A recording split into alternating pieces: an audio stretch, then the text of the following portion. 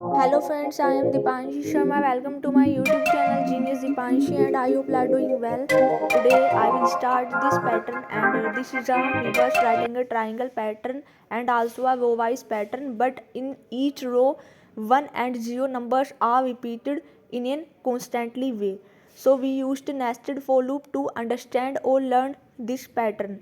So firstly we create outer for loop, and before creating the outer for loop, firstly we declare two variables that are used for nested for loop. So we declare I and j variable that are used for nested for loop, and after creating the declaration of a variable, we create outer for loop, and in this outer for loop we take three parameters. Firstly we initialize the variable that is I, so we initialize I equals to 1 and check condition if I less than equals to 5, and increment the I variable to 1, and inside this outer for loop we create another loop that is called inner for loop, and in this inner for loop we also take three parameters.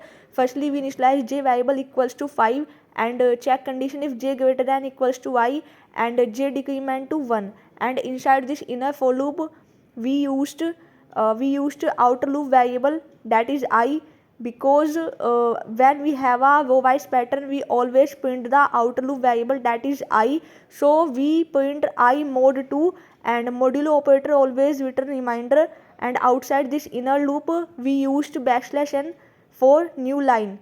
So I hope you understand. The accurate output is shown as below.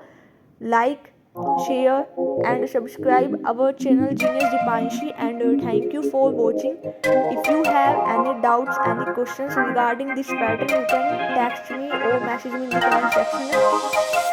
Have a great day. I know one.